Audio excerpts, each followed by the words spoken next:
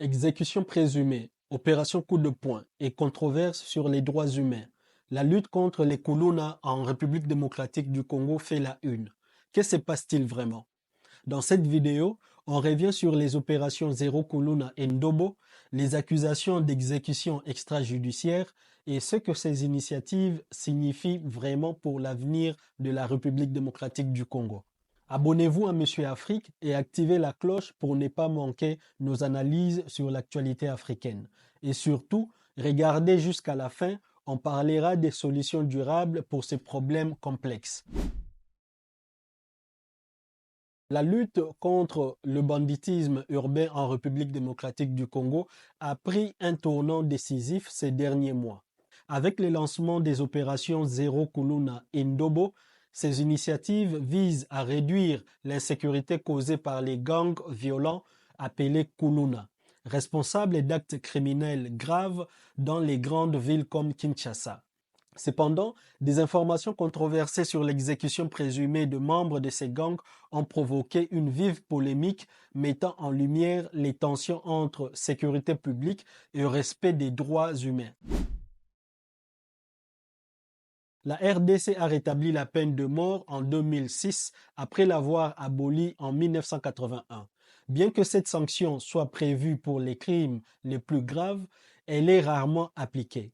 En mars 2024, un moratoire sur les exécutions a été levé, permettant leur reprise. Le ministre de la Justice, Constant Mutamba, a affirmé que les individus condamnés à mort sont transférés dans des prisons de haute sécurité pour attendre leur sentence suivant des procédures conformes à la loi. En parallèle, le gouvernement congolais a intensifié sa lutte contre les Kuluna à travers des opérations de grande ampleur comme Zéro Kuluna et des procès en flagrance. Ces mesures sont destinées à restaurer l'ordre et la sécurité dans les quartiers affectés par la violence urbaine. Le terme Kuluna tire son origine du mot lingala signifiant machette, un outil souvent associé à ces gangs urbains. Le phénomène est apparu dans les années 2000 parallèlement à la crise économique et sociale qui a frappé la RDC après des décennies de conflits armés et de mauvaise gouvernance. Avec l'augmentation du taux de chômage, le manque d'opportunités éducatives et la paupérisation générale, de nombreux jeunes ont trouvé refuge dans ces groupes pour survivre. Les Kuluna se sont progressivement transformés en gangs organisés contrôlant des quartiers entiers et imposant leurs lois par la violence. Ils utilisent souvent la peur pour extorquer de l'argent et des biens aux populations locales. Au fil des années, ce phénomène s'est étendu au-delà de Kinshasa, affectant d'autres grandes villes congolaises. Cette situation a mis en évidence les lacunes des institutions judiciaires et de sécurité, incapables de contenir cette escalade de violence. En janvier 2025, l'Associated Press AP a rapporté que 102 membres de Kuluna auraient été exécutés à la prison d'Angenga, suscitant une controverse nationale et internationale. Le ministre de la Justice a démenti ces informations, affirmant n'avoir jamais confirmé de telles actions.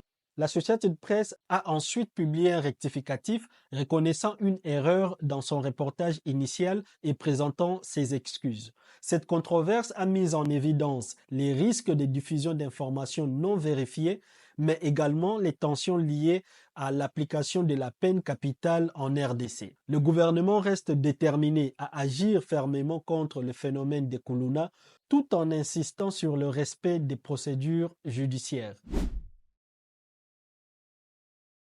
Depuis le début de ces campagnes, près de 800 arrestations ont été enregistrées, accompagnées de procès rapides aboutissant à des condamnations exemplaires, incluant des peines capitales. Les opérations ciblent notamment les quartiers de Kimbantseke, Ndjili et Massina à Kinshasa, où les Kuluna sont connus pour leurs actions violentes. Malgré ces résultats, les organisations de défense des droits humains ont exprimé leurs préoccupations. Elle pointe du doigt le risque d'abus, les procès expéditifs et l'absence de garanties suffisantes pour assurer des jugements équitables. La Commission nationale des droits de l'homme a appelé le président à commuer les peines capitales en peines de prison.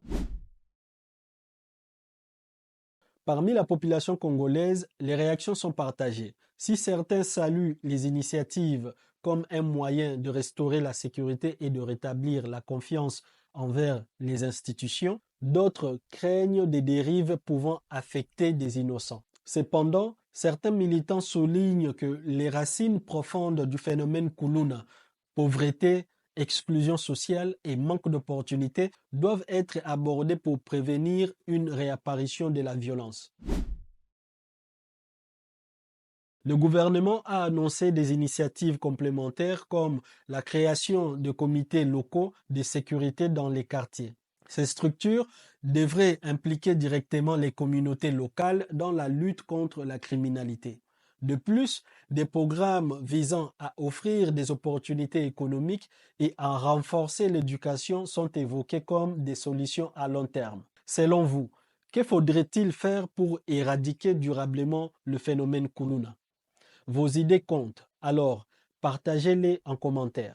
La lutte contre les Kuluna illustre les défis complexes auxquels fait face la RDC, entre nécessité de garantir la sécurité publique et le respect des droits fondamentaux. Si les opérations répressives envoient un signal fort, elles doivent être accompagnées de réformes économiques et sociales pour traiter les causes profondes du banditisme. Seule une approche globale permettra d'assurer un avenir plus sécurisé et inclusif pour la jeunesse congolaise. Si vous avez trouvé cette vidéo utile, laissez un pouce bleu, abonnez-vous à Monsieur Afrique et partagez-la pour aider à informer le plus grand nombre. Merci d'avoir regardé et à très bientôt pour une nouvelle vidéo sur Monsieur Afrique.